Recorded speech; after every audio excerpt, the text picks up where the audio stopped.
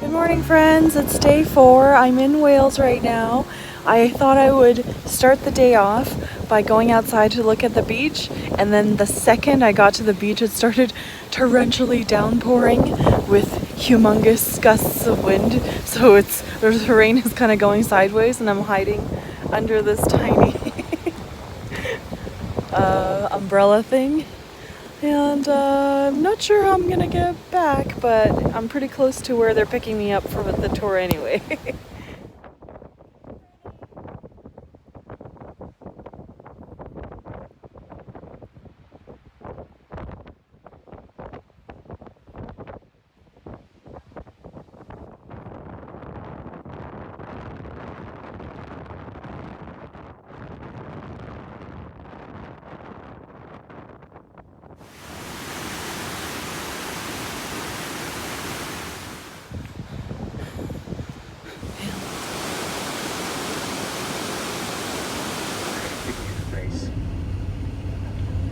The railway line, there are 2 railways that run around Snowdonia.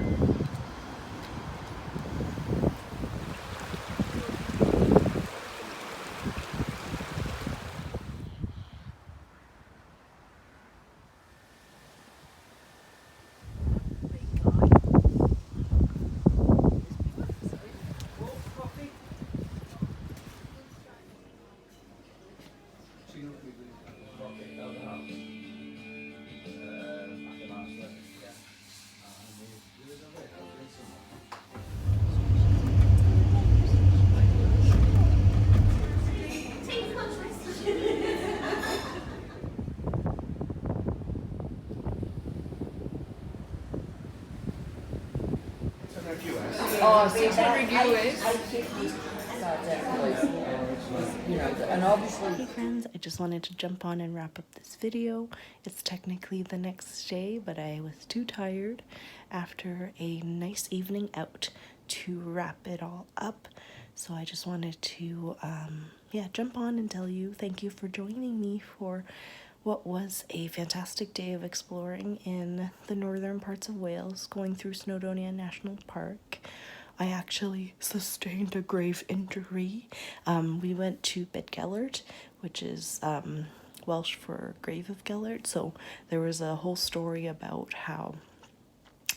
the name of this town. Basically, a man had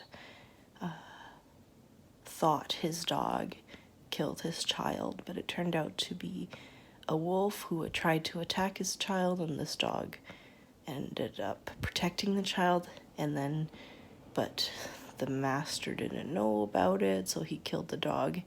Anyway, that's not a very good summary of the story, but essentially it's about how a dog was a really good boy and tried to save his master's son, but then his master killed him before understanding that. And so it's, it was a beautiful little town, all surrounded by the mountains, and I went to see the grave of Gellert, and then a little bit further along there's sort of a dilapidated stone cottage in which they had built a bronze statue of Gellert the dog. And whilst I was I walked all the way around the dog, didn't realize it had a pointy, sharp tail at the end. So with full force, I walked right into it with my thigh, and now I have a pretty gnarly bruise on my leg. But like I said, you should see the other guy. Yeah, it's quite painful, but I don't think I broke skin, so I'm not dying. It just hurts a lot. And I walked back and I said to everyone, I've sustained a grave injury. So I'm just being dramatic, but it was a lot of nature and walking. We didn't do, the bang, bang, bang, lots of different things to see. It was kind of drive to a spot. We did a hike up to a waterfall, and then we drove to Bed Gellert, and then we did this walk out to where Gellert's grave was. And then after that, we stopped in Harlech, which has the big castle. It's really I think it's a UNESCO World Heritage Site. I didn't end up going into the castle because I don't really appreciate them, I feel like. I know lots of people love visiting castles, but I feel like they all kind of look the same after a while. So I saw it from the outside. It was really quite nice. And then I decided to go for lunch inside the Wilderness Cafe, which is just around the corner from the Harlech Castle, and found myself in a yarn store. And I was like, oh no, I'm not allowed to be in here right now. But then I had a nice chat with the woman who worked there and found some local Welsh wool, which I showed you a clip of earlier, and had some good lunch there.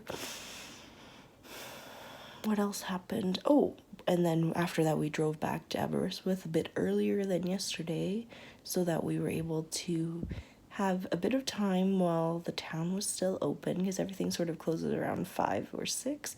So we got back at 4:30 and so had a chance to walk around and see. I ended up finding Claire Wool's, some version of that, and she also had some local wool, which is from a place that I am unable to pronounce but is near here, where they have a massive agricultural show. And yeah, it's like a really sort of crunchy and hardy wool, and I think they're gonna make some really nice mittens. Other than that, oh, after that I went to watch the sunset by the beach. It was a bit cloudy, so we didn't really get the full spectacular sunset that I imagine it could be, but it was still nice. And then we went to the Glengower, which is a restaurant in the bottom of a nice hotel here in Aberystwyth, and had some sea bass and a good chat with some of the other people who are on the tour. There's, you know, a couple of Australians, an American, a few Americans, and a few Germans, a few Swiss people, and me. So so just a few of us, and not the whole, I would describe the whole tour, but a few of us ended up going to this restaurant, and then we were chatting until about 10:30 at night, and then yeah, it was really awesome. I'm always worried about, because I go do these trips by myself, whether or not I would be able to make friends, and I don't know why I worry so much about it, because I always end up chatting to people and having a nice time. But you know, at the beginning when you enter a group situation and you don't know anybody, it's a little bit scary, especially because a lot of people do these trips at least with another person, so you figure like you don't really want to bother them because they're trying to have a nice time with usually their partner, so I or whoever, and so it's been really great. That part of the experience with doing this type of small group tours is that you spend so much time together, and everyone basically who choose to do this type of tour are a bit more independent, because they don't really want, and just the way it's set up. So the kind of people usually end up being really nice to chat with, and have been generally very experienced travelers. So there's been some good stories about, you know, where they come from and where they've been and all those things. So yeah, I've had a nice time so far. It's only been 2 days. I'm about to start the 3rd, and so I'll see you tomorrow, but today for me. Have a good night, and you can find me on all of the social media at Books and Cables on Instagram and Ravelry, and my blog at Knit Tightly, or you can support the channel by buying me a coffee. So thanks very much. Bye.